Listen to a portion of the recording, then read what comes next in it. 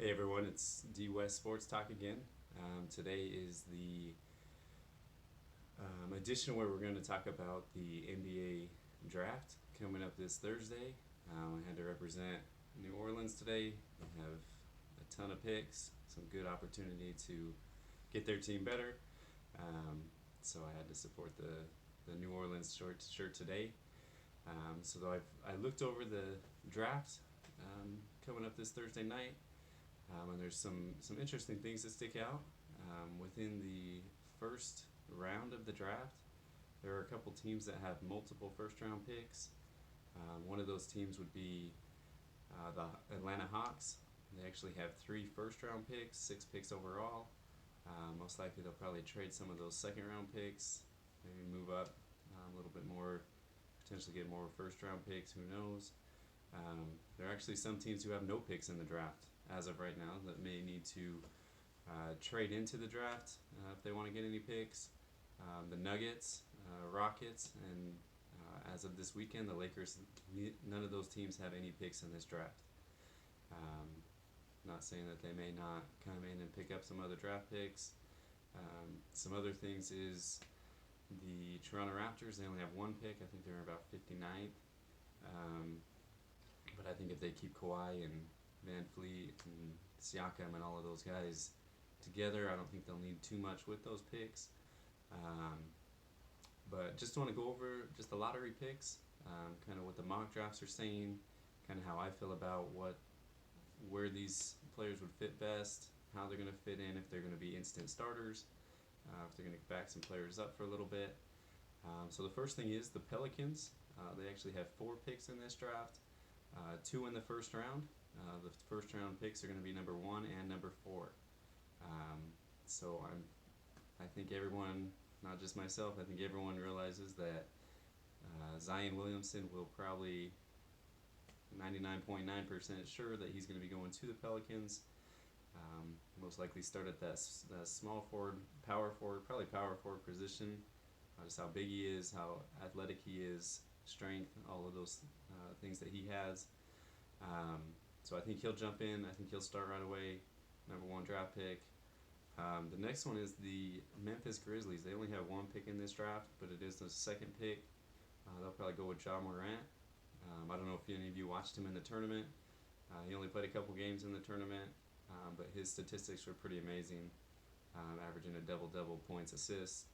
Um, I read a story the other day that he actually was only being recruited by, I think it was University of South Carolina, coming out of high school, and the Murray State coach, assistant coach, actually saw him at an open gym, added him to the list. It's kind of history from there, because we saw what he was able to do against top competition. If you look at those numbers that he had against those top teams, top defenses, top teams in the nation, that's really where he really shined. So I'm excited to see what happens with him. I think he'll probably jump in. He did have a minor surgery this summer, so he may be recuperating from that, but I think he'll be able to jump in. Most likely take over from Mike Conley. I feel like Mike Conley is going to be headed out. There were trade talks with him, the Pacers, the Jazz, a few teams that were interested in him before the trade deadline. But I think with his contracts, with his age, I think he's probably going to be out of there and find a new team, veteran leadership for wherever he goes. So I think Ja Morant should be ready to get started, either as a starter at the beginning of the year or take over that position at some point during the year. Um, the Knicks, this was the team who thought they were going to get Zion in the beginning, ended up dropping down to third, which still isn't terrible because I feel like this draft class is pretty good. Lots of good talent, lots of good players that can be taken. So R.J. Barrett, the shooting guard out of Duke, I think that's who they're going to take with that pick. Most likely with how New York played last year, were they last in the NBA. I think he's probably going to start right away, be a contributor, make a difference. Maybe a little bit hard to go from playing at Duke, winning a lot, to a team that needs to get back on track, winning, which I think R.J. Barrett could be a good piece to start that rebuild. The fourth pick, and on the NBA draft, mock drafts, they have a lot lot of people think the Pelicans, with that fourth pick they got from the Lakers, they'll take Darius Garland, the point guard out of Vanderbilt. He didn't play much, got hurt, but before that he was playing awesome. Really good player, athletic, quick. I think what he's going to do is if that pick does go to the Pelicans, that he'll probably be a backup to Drew Holiday, learn from him. I mean, that's a great player to learn from, about the NBA, how to be a player, team player. So I think he'll jump in, get some good backup minutes the first few years, unless Drew Holiday gets sent off somewhere in the next year or two. I think he'll just be a backup to Drew Holiday for a little bit. Could even come in and shooting guard just a little bit. It's just kind of hard to say. That Pelicans lineup is, who knows what it's going to be like, with all those Lakers players that came in, these top draft picks. But like I say, if they can keep that together, they should probably have a pretty good team, and start that rebuild now. The Cavaliers, in a lot of the mock drafts I saw, they actually have 2 first-round picks, so they'll be picking at number 5. Will be their best pick. Kobe White, the point guard, shooting guard out of North Carolina. I feel like the Cavaliers lineup, there's a lot of chance for him to jump in, start right away. If he doesn't start right away, I think he can jump in and make an impact or a difference pretty quickly with that organization. It's hard to say if who's leaving, who's staying.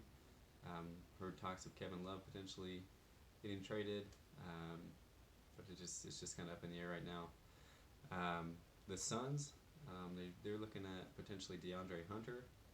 They actually have 2 picks this draft, just 1 in the first round. But DeAndre Hunter out of Virginia, played awesome in the NCAA tournament. Small forward, power forward, can kind of go back and forth between those positions. Played awesome in the tournament. Took Virginia to win that national championship, going from losing as a 1 seed to the number 16 the year before to winning it all.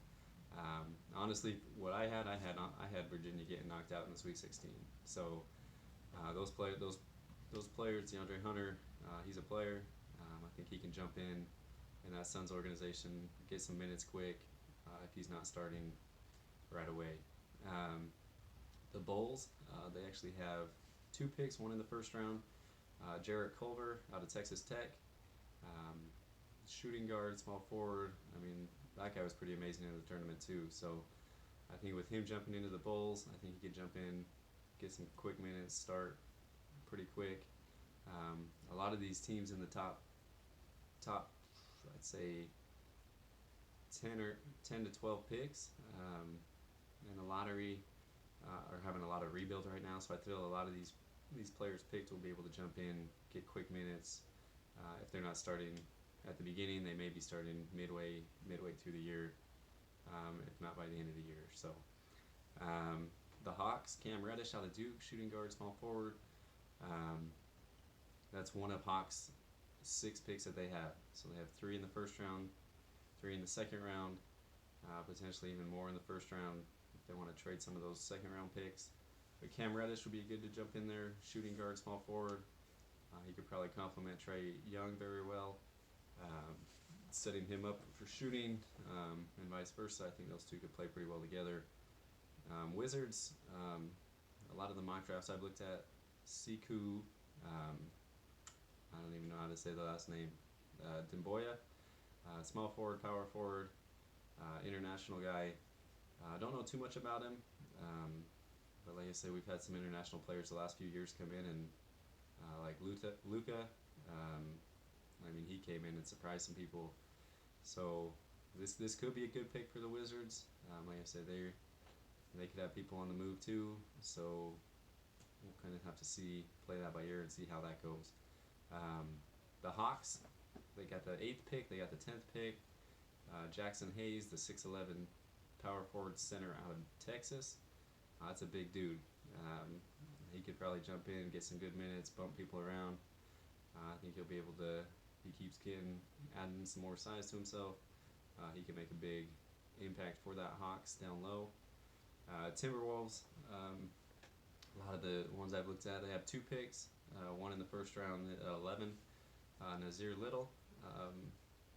He was the small forward out of North Carolina. I think if he gets that jump shot down, I think he could jump right in there, make a difference for the Timberwolves. I feel like the Timberwolves are one of those teams where I think they have a lot of the pieces. Karl Anthony Towns, Andrew Wiggins.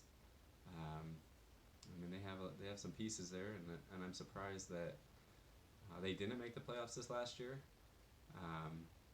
But we'll have to kind of see how that goes. I think if they get a couple pieces in this draft, I think that could help them get over that hump, make that the top 8 in the West next year.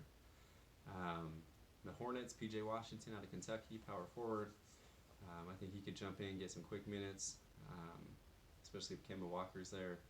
Still, I think he could learn from him. I think that could be a good combination between him and Washington. But like I say, a lot of these guys can jump in, get some quick minutes, get a lot of playing time. The Heat actually have Rui Hachimura out of Gonzaga, the small forward, power forward. He's only 6'8". He looks a lot taller.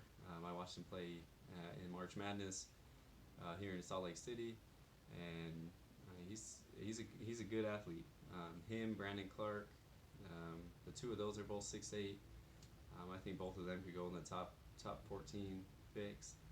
I think you get either one of them athletic, able to move to the ball. I think both of them could be awesome players in this league. And then the Celtics have they're looking at potentially. They have 3 first-round picks. They have 4 picks overall, 3 first-round picks, 14 being their first. A lot of the mock drafts I've looked at have Tyler Hero out of Kentucky, the shooting guard. That guy's lights out. He can hit shots everywhere, off the roll, set-up shot. I think that could help the Celtics. The Celtics are another team right now that it's kind of hard to say where they're going to be next season. Is Kyrie still going to be there? Are they going to move some pieces around? They were in the race for Anthony Davis, but they didn't want to give up Jason Tatum, their young star. So, like I say, Tyler Hero, I think he could be one of those players that could come off the bench, provide that spark for him, kind of be that sixth man, just come in, hit some big shots when they need him. The other interesting thing that I saw is 76ers have a ton of picks again. They have, I believe it's 5 or 6 picks in this draft. Not sure how many they're going to use or they're going to trade, but it seems like every year the last few years they've had about 5 picks. A lot of their players they pick up, I don't hear much after they draft them, so maybe they're going to do something where they get some more pieces, because they had a good team this year with Embiid, Butler, JJ Redick. JJ Redick could be on the move too, so he could be a good shooter for any team that he goes to.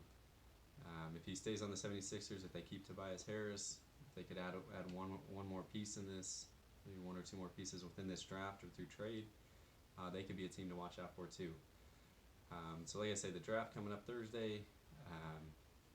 These are kind of the picks that I've seen on the mock drafts. The majority of the teams looking at these players.